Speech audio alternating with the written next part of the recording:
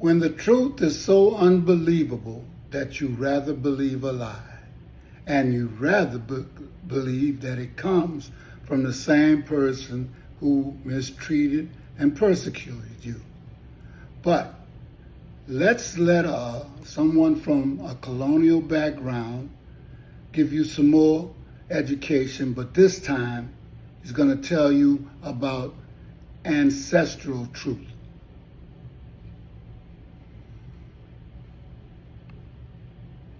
Too transformative to be buried in silence. The world has told a very different story about black skin, one laced with shame, struggle, and suffering. But go back far enough before slavery, before colonization, before exploitation, and you'll find something far greater. You'll find reverence. You'll find royalty. You'll find that black skin was not only respected, it was seen as divine. In many ancient cultures, it wasn't just accepted, it was honored. It represented something sacred, something eternal, something rooted deep in the origins of civilization. Before the world tried to redefine what beauty is, what power looks like, and what intelligence sounds like, ancient societies already knew. They didn't just see melanin, they saw the mark of the sun, the echo of the earth, the original blueprint of humanity. In ancient Kemet, what the modern world calls Egypt, the gods, the kings, the queens, the warriors, the scribes, the scientists, they were all black. They depicted themselves in artwork, with dark brown skin, curly hair, broad noses, and full lips. They weren't hiding their feature, they celebrated them. They understood that blackness was not something to escape, it was something to honor. And this wasn't limited to one place. The Nubians, who rivaled and ruled over Egypt at times, were dark-skinned people. Ethiopia, once known as Abyssinia, was so revered in the ancient world that even the Greeks and Romans wrote about its majesty. They spoke of Ethiopia as a land closer to the gods, a land of wisdom, warriors, and spiritual power. They believed the gods themselves would visit the Ethiopians first, when descending to earth. Think about that. Imagine the kind of presence a people must have had for others to believe they were the chosen ones of divine beings. That's not mythology, that's respect. In India, some of the most ancient deities were depicted with dark blue or black skin, Krishna and Kali among them. Their complexions weren't seen as negative. Instead, they symbolized cosmic energy, strength, protection, and infinite power. In Cambodia and Southeast Asia, many of the oldest sculptures and stone carvings portray rulers and sages with broad features and coiled hair, features we now recognize as distinctly African. The Olmecs of ancient Mesoamerica left behind colossal stone heads with unmistakably African feature. These weren't just coincidences.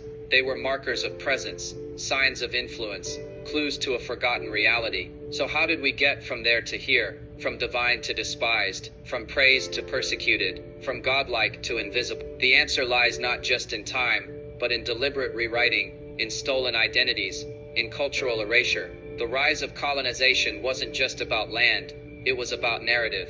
If you can control a story, you can control a people. And if you can make them forget their greatness, they'll stop reaching for it. They'll question their worth, their power, their beauty. They'll look in the mirror and see burden where there was once brilliance. But the truth never dies. It only waits to be rediscovered. And that's what's happening now. There's a global awakening, a return to the truth, a reclaiming of identity. People are beginning to see that melanin isn't a curse. It's a crown. It protects. It radiates. It absorbs the sun and converts it into life. That's science. That's fact. And beyond biology, it's symbolic. Melanin is a reminder that blackness has always been here. It's ancient, it's original, it's timeless. The oldest human remains on this planet, black. The creators of language, math, architecture, medicine, black.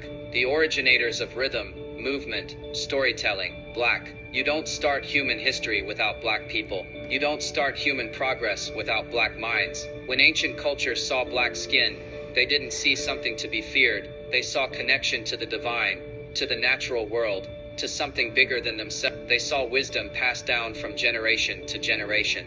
They saw resilience forged under the sun. They saw people in sync with the universe, people who walked with dignity, who understood their role as stewards of life, not just survivors of. That understanding is what we must return to today. You see, when someone tells you that your black skin is a disadvantage, you have to know the truth is much older than their opinion. When they try to market beauty without including your features, remember your features built civilization. When they tell you your voice is too loud, your presence too much, your confidence too intimidating. Understand that what they fear is not your noise, it's your remembrance. Because once you remember who you are, you become unshakable. This isn't about superiority. This isn't about revenge. It's about restoration. It's about reclaiming what was always yours. Your voice, your story, your image. It's about being proud of the skin you're in. Not because someone finally validated it, but because your ancestors already did. They carved your image in stone. They painted your likeness on walls. They sang your stories under stars. They knew you were meant to shine,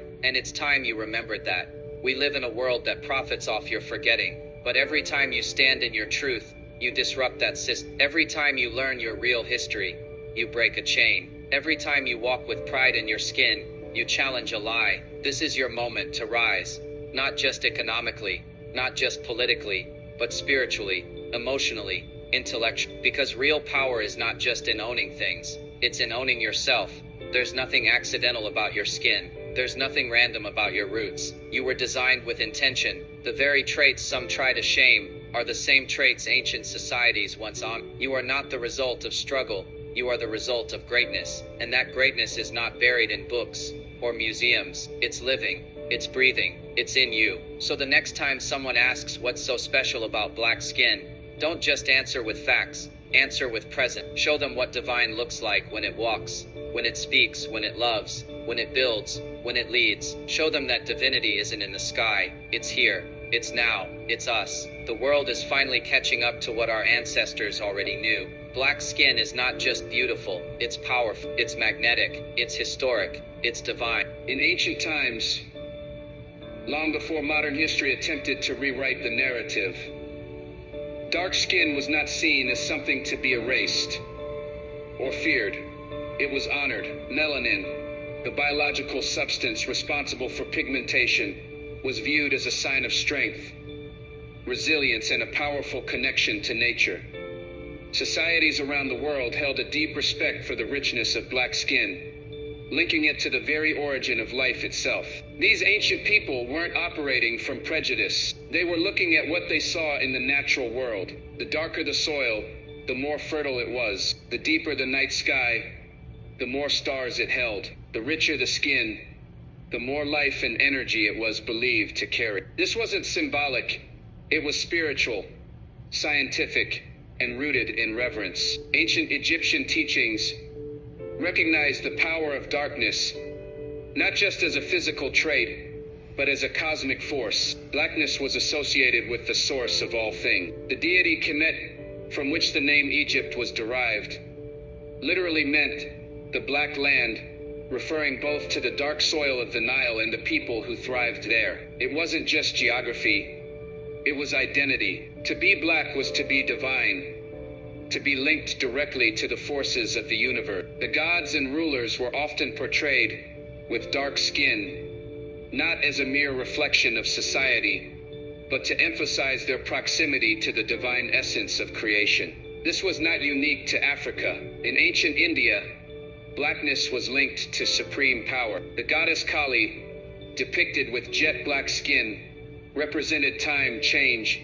and unstoppable energy. She wasn't feared because of her complexion. She was feared because of what she represented. Her darkness was a visual metaphor for limitless power, untamed freedom, and the cycle of destruction and rebirth. Again and again in these cultures, darkness didn't mean evil. It meant origin, mystery, depth, and connection. Even in early Mesoamerican civilizations, like the Olmecs, many stone carvings and heads clearly depicted individuals with full lips, wide noses, and dark features. These weren't caricatures. These were tributes. These were celebrations of a specific kind of beauty and power. The symbolism of melanin went far beyond appearance. It was seen as life-affirming, a shield against harsh environments, and a manifestation of divine balance. The ancients understood what modern science now confirms, that melanin is not just about skin color,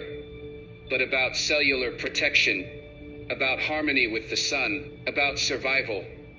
Colonial influence shifted that understanding. It rewrote beauty standards. It reshaped perception. It introduced fear and inferiority where there was once honor and respect. But before that,